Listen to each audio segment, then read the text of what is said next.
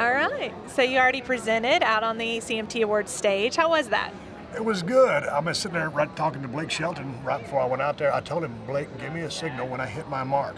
So it was fun, and I enjoyed listening to the song. Easton Corbin was right behind me. He's kind of a friend of mine, and I really dig his music. I was blown away by the performance of John Legend. And then when Eric Church went out there, I didn't catch the female's name that was singing with him, but she knocked it out of the... she was the highlight of the night for me. I missed her name, but it was awesome, so I've had a great time. I love that. Now, you know, when you're connecting with your fans, how do you stay connected with them with all the technology out there today? I tell you what, I am so far removed from technology. I remember when Twitter first came out, I said, man, that sounds so dumb. You send out a tweet. That's ridiculous. Finally, I jumped on board and formed a Twitter account, probably about 3.5 years in, and it's Steve Austin BSR. And I love it, and I stay in touch with my fan base, and it gives me a good barometer on how anything that I'm working on is going to hit or how it resonates with them. And I love being able to have that platform to communicate with them. When you get away from the world that I was in, WWE, on Monday Night Raw every week, you know, you just kind of disappear.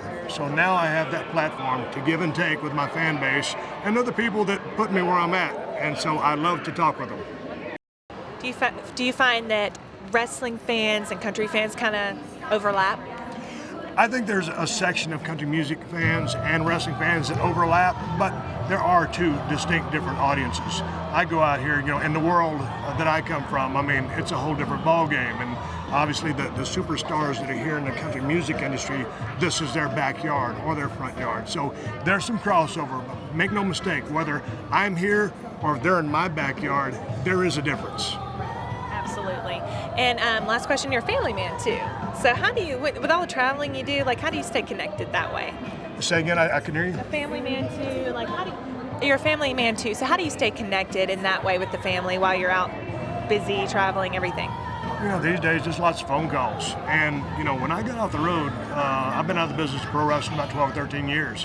And so I have been fortunate that I only pick and choose what I want to do. I don't have to do anything I don't want to do. So when I go to location for 30 days and come right back home, you know, these days with the internet, there's FaceTime on iPhone. I mean, there's Skype, so there's so many ways you can stay connected.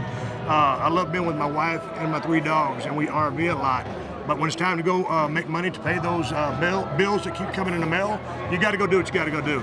But a lot of phone calls, and to me, after I've been around the horn as many times as I have, communication is the key part of any relationship. As long as you've got good communication, you're on the same page.